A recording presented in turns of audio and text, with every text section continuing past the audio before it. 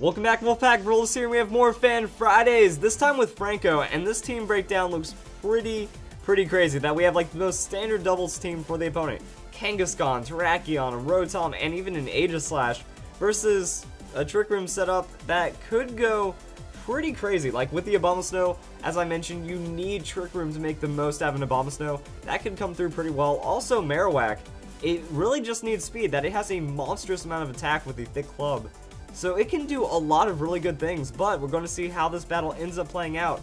And the Weezing, also pretty decent open in this situation. There's not enough damage to outright just knock out the Aromatisse, which is pretty good, but at the same time, you know, Kangaskhan does have the fake out threat. So it's really tough to see what could happen in this situation. And one of my thoughts is, you know, Weezing could go for the protect, that way you just play it really safe.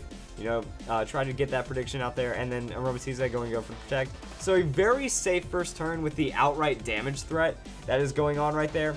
Kangaskhan, the fake out's not going to do anything, and Terrakion even carrying the taunt. So here's the way I see it. Now, you pretty much can't do anything to stop the setup. That Trick Room is going to happen because it's just such a tanky Pokemon. Watch this return. Not enough to knock out, and that's even going to be a Citrus Berry. So if Terrakion went for the damage, probably wouldn't do too much. So now it's Weezing. Weezing going for the Sludge Bomb.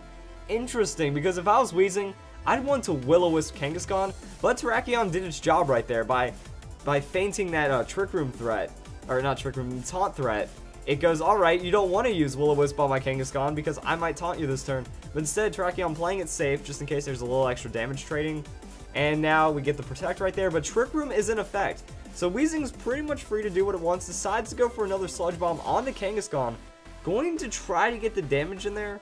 Aromatisse is going to get the Protect, and even then the Rock Slide from Terrakion, not going to do too much to Weezing. Weezing's a huge tank, and it looks like Kangaskhan's also going to be residual damage at this point. So Kangaskhan getting withdrawn, and that's what I was thinking, like if you are Kangaskhan, you just eat some kind of hit, you know, Sludge Bomb's going to be pretty solid. We have Aromatisse throwing out a Moonblast. And now Aegislash, that could be pretty bad right there. So Moonblast actually headed for what would have been the Kangaskhan, which does work out enough just to secure the KO. And that was a Will-O-Wisp on Terrakion, so a good mix-up play right there. And now we just kind of have to see, you know, the Will-O-Wisp, that could hit Aegislash. That could just do something.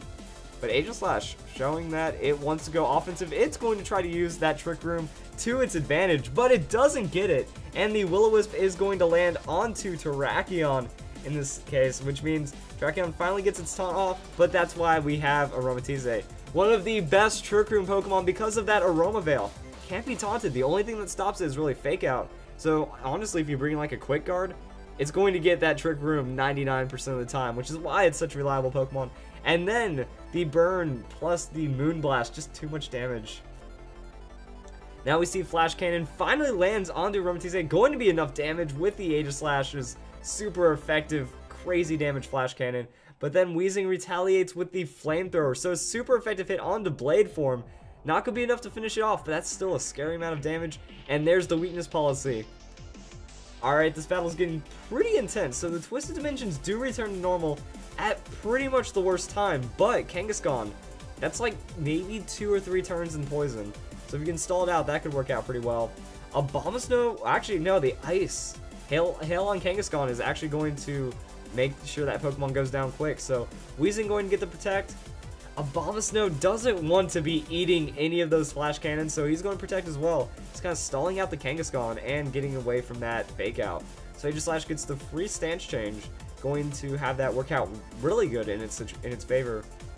So this is where things do get quite interesting. So Kangaskhan, there's the Fake Out. Abomasnow is going to Protect. Kangaskhan takes a little bit of hail damage, and we're also going to see that onto Aegislash as well. I don't think Weezing cares too much, but yeah, so that's going to be the setup. Aegislash also very close to getting knocked out, but there is damage from the Kangaskhan, so if this is played right by the opponent, you know, it's going to be up to Marowak to just kind of survive and then get something going. But Abomasnow could do alright in this situation as well. We just have to see what happens. Ooh, the Ice Shard going to eliminate... Oh, never mind. I'm about to say, is that going to be enough damage? No, not even. Aegislash has too much bulk. The return onto Weezing, going to crit that first hit, and then the Rocky Helmet on Weezing actually going to turn it on Kangaskhan. Did not see that coming. It's Rocky Helmet Weezing. interestingly enough, Will-O-Wisp on the Aegislash is going to actually turn this into a pretty much done battle. But if it wasn't for that Rocky Helmet, that could have gotten scary, because Weezing would have gone down, which means no Will-O-Wisp. I would have expected more of just the Flash Cannon to like one-shot, because remember, Aegislash had the weakness policies, like Flash Cannon could one-shot the Abomasnow, but Aegislash goes down to the Burn and Hail. So that almost got nasty, but the Rocky Helmet Weezing really pulling through, and the rest of the strategy worked out pretty well. So Marowak enters the battle, and that's going to be against the Rotom. Now, yeah, that's just going to be Thunder Wave, Lightning Rod on the Marowak. Wow, Lightning Rod Marowak, you that's not something you expect, but it ends up working out. And that's going to be Knockoff doing crazy amounts of damage. Like, that's a Rotom. And that might be like a physically invested Rotom as well. So the Knockoff doing over half to Rotom because of that thick club. And then we just get the pick off with the Giga Drain. So yeah, that battle turned real quick. It was a really strong lead. The Trick Room, very successful, very easy to get off. And then Weezing got a lot of disruption down, but then Aegislash almost came back super hard. And then in the end, you know, even though Trick Room was off, we still got to see some kind of effect right there.